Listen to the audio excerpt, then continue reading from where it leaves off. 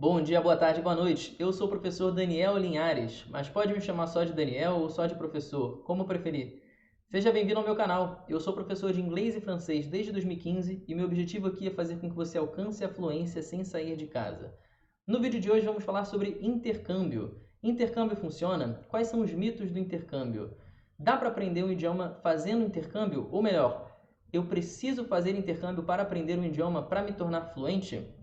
Você provavelmente conhece alguém que já fez intercâmbio. Como é que é o inglês, o francês ou qualquer outro idioma dessa pessoa? É foda? É top? Parece um nativo ou mal dá para perceber que a pessoa fez um intercâmbio? E o contrário também existe. Alguém que tem um inglês foda, francês foda, sem nunca ter saído do Brasil. Eu, por exemplo, já viajei bastante, mas nunca fiz intercâmbio e sou fluente em inglês e francês. A minha história com inglês e francês são um pouco diferentes, mas eu vou tentar contar para vocês um pouquinho e explicar alguns outros conceitos antes de falar de fato sobre o intercâmbio. Você já parou para pensar em como bebês e crianças aprendem o idioma, a língua materna? Um bebê, uma criança, não consegue usar a internet, não consegue ler um livro, não consegue ouvir um podcast, não consegue conversar com pessoas para aprender o que é certo e o que é errado. Um bebê é exposto constantemente ao idioma através dos sons e ele acaba entendendo que aqueles sons são palavras que representam coisas de maneira estatística, é um processo estatístico. Então, para simplificar bastante aqui, por exemplo, se eu repetir para um bebê que isso aqui é um celular preto, isso aqui é uma carteira preta, o bebê vai entender que celular e carteira são coisas diferentes e preto ou preta são palavras que têm em comum entre esses dois casos. E assim começa o processo de aquisição, uma filtragem de palavras que se repetem, que fazem parte do idioma não, do universo, da realidade desse bebê. E aí você sabe que esse é um processo muito longo, que demora 10, 15 anos. Se você pegar uma criança de 10 anos, ela se comunica, mas ela ainda não consegue dominar todos os aspectos de um idioma, da língua. A mesma coisa com um adolescente de 15 anos. Um adolescente de 15 anos ainda vai cometer alguns erros gramaticais, e isso é normal. Mas o processo é completamente diferente. É um processo muito mais de absorção e ao repetir, ao ser corrigido pelos adultos, por quem os cerca, eles vão aprendendo o que é certo e o que é errado. Tudo bem, isso é um processo simples, fácil, mas é muito longo. Então, o primeiro ponto do intercâmbio é você, depois de uma certa idade, você não pode simplesmente aparecer em outro país que fala outro idioma e tentar aprender da mesma forma que um bebê, que uma criança, principalmente porque você já está com o espaço, digamos assim, do cérebro, do seu HD, ocupado por referências diferentes. O ouvido humano também tem uma capacidade muito maior de captar frequências quanto mais jovem é a pessoa. E é por isso que, a partir de uma certa idade, algumas pessoas simplesmente não conseguem entender alguns sons e, consequentemente, não conseguem reproduzi-los. E é isso que explica, por exemplo, uma pessoa que começa a aprender muito mais velha não conseguir entender o que outra pessoa está falando e não consegue reproduzir aquele som, e aí, consequentemente, a outra pessoa não vai entender o que essa pessoa mais velha está falando. Um exemplo que eu sempre dou de pronúncia, por exemplo, é o som do TH e do F. O F, como eu já mostrei para vocês, você precisa encostar o lábio inferior no dente para fazer o som. Enquanto que o TH do inglês, você encosta a língua. São sons diferentes, mas se você nunca for exposto àquele som até uma certa idade, você provavelmente não vai conseguir perceber que há uma diferença no som. E, consequentemente, você não consegue reproduzir porque você não sabe se está fazendo certo. Outro exemplo clássico, principalmente entre brasileiros, é o som do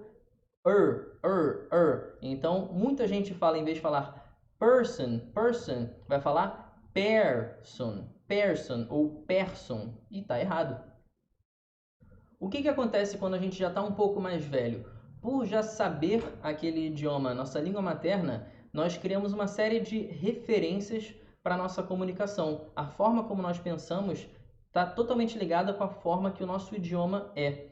Por isso que a gente estrutura as frases e as palavras do jeito que a gente faz. E por isso que traduções literais não funcionam na maioria dos casos, porque o outro idioma estrutura as ideias, expressa as ideias de formas diferentes. E aí, quando você está aprendendo outro idioma depois de uma certa idade, você precisa criar associações entre os dois. E é por isso que é um processo que dá para ser muito mais rápido, mas é muito mais complexo. Você precisa, nesse caso, sentar, estudar e entender as diferenças entre eles, encontrar os equivalentes em vez de traduções. No último vídeo eu expliquei como eu alcancei a fluência em francês em 3 anos, menos da metade do tempo que o curso normal da Aliança Francesa demora, 6 anos e meio. Nesse vídeo eu conto como e que material eu utilizei para fazer isso. Basicamente, eu passei 3 anos estudando quase que 1 hora por dia, de diferentes formas, de diferentes fontes e com diferentes referências. Tá tudo explicadinho lá e, claro, como é difícil fazer tudo isso num vídeo, eu também dou uma série de dicas de como fazer e consumir o idioma ativamente no Instagram. A minha história com o inglês é bem diferente, porque eu comecei a estudar, de fato, ir ao curso aos 10 anos de idade, e eu fiquei até os 20 fazendo o curso. Então segue essa modalidade do primeiro método de aquisição que eu te falei, que é dos bebês e das crianças, constante exposição. E eu tinha a vantagem de que a minha mãe é tradutora, então eu sempre tive muita exposição em casa, sempre assisti filme, série e conseguia ouvir muito mais do que a média em casa, sem precisar fazer muito. Eu também tinha muito material de consulta e, claro, por causa da minha mãe, eu tinha esse material de consulta que eu poderia perguntar qualquer coisa para ela que ela saberia me explicar. Isso é uma vantagem que é um pouco difícil. Hoje em dia, né, tá cada vez mais fácil de ter pais que falam outro idioma, mas há 20, 30 anos atrás e até mais não era tão comum. Então são dois métodos completamente diferentes. O primeiro, de criança, é a constante exposição, repetição e ser corrigido, que também funciona em parte quando você é um pouco mais velho. Só que quando você já é mais velho, você precisa ancorar o seu conhecimento, fazer associações com as referências que você já tem, provavelmente do seu idioma, da sua língua materna. Se você estiver aprendendo um terceiro idioma, você vai fazer associações com o primeiro e com o segundo, por exemplo, e por aí vai. Muito que bem. Então, para você fazer um intercâmbio, para esse intercâmbio funcionar, você precisa primeiro ter um nível mínimo, um básico para conseguir sobreviver naquele outro país com uma outra cultura, com uma outra língua, podendo acompanhar o que está acontecendo e podendo ter o mínimo de condição de se expressar e, consequentemente, poder ser corrigido. O primeiro ponto, se você não consegue fazer isso, é um erro fatal forçar o intercâmbio, principalmente se você não souber nada e você for aprender em um curso lá o outro idioma, porque esse outro idioma vai ser explicado por uma pessoa que não fala português, provavelmente, né? E aí caímos de novo naquele caso de que você não vai ter como criar uma referência, como criar uma âncora, uma associação com o idioma que você já conhece. Então eu diria que se você viu o vídeo da última semana, eu diria que você precisa pelo menos do nível B1 para conseguir aproveitar a experiência de um intercâmbio e não ser excluído dos eventos sociais. São nesses eventos sociais que você vai aprender e vai entender como as pessoas se comunicam, expressam as ideias de acordo com, por exemplo, idade, classe social, cultura. E aí você vai, aos poucos, aprendendo como adaptar o discurso e entender o que os outros estão falando também. Então você precisa ter um nível básico. Um outro erro muito comum é, principalmente brasileiro, porque brasileiro é que nem formiga, em qualquer lugar tem um monte de brasileiro e eles se agrupam, né? Aglomeram e criam aquele grupo que é muito forte, é muito bom para você que quer fazer amizades, mas não é bom para você que quer aprender um idioma e melhorar nesse idioma em outro país. Então é um desperdício de dinheiro, de tempo, de energia você viajar para outro país, fazer o intercâmbio e se agrupar apenas com brasileiros, com pessoas que já falam o seu idioma. Por quê? Porque no primeiro sinal de dificuldade, na primeira resistência de comunicação, você vai trocar o idioma que você deveria estar aprendendo e melhorando para o português. E aí você perde uma oportunidade de aprender como aquilo poderia ser falado, como aquela ideia poderia ser dita. Quando você está falando com uma pessoa que não fala o português, não fala a sua língua materna, você obrigatoriamente tem que se virar, tem que achar uma forma de explicar aquela ideia de um outro jeito. E aí o nativo, com boa vontade e entendendo pelo menos o mínimo do que você quer passar, vai te ajudar a encontrar a melhor forma de dizer aquilo. E assim você aprende aos poucos.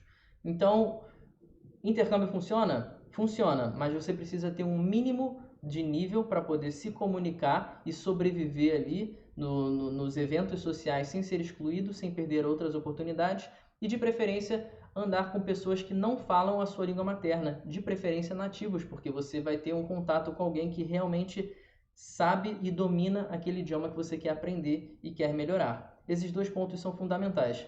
O terceiro ponto, que é um outro erro bem comum também, é que a pessoa vai fazer o intercâmbio não necessariamente para aprender o idioma, mas para, por exemplo, fazer 1, 2 anos ou seja lá quantos anos de uma faculdade no exterior. E aí a pessoa para de estudar o idioma e estuda só o conteúdo da faculdade. Por exemplo, vai fazer um intercâmbio de engenharia. A pessoa vai estudar engenharia. É óbvio, só que você não pode parar de estudar o idioma que você quer melhorar, quer aprender, porque senão você vai ficar estagnado naquele nível ali.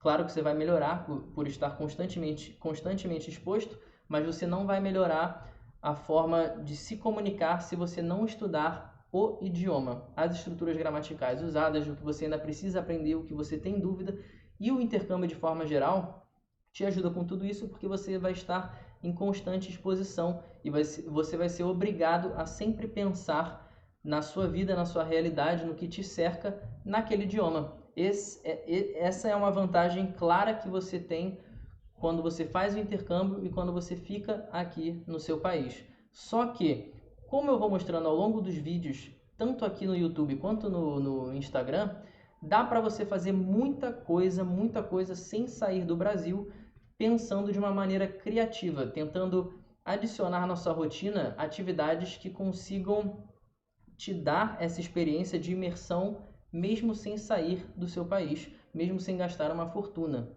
É isso, pessoal. Espero que tenham curtido, espero que eu tenha conseguido esclarecer algumas dúvidas. Continue me acompanhando nas redes sociais para mais dicas diárias de como estudar idiomas sozinho. Continue seguindo os 3 passos para alcançar a fluência: consumir ativamente, produzir e prestar atenção nas próprias dúvidas, criar e desenvolver essa consciência do que você ainda não sabe ou ainda não tem certeza e correr atrás da informação para melhorar. Espero que tenha curtido. É isso. Falou!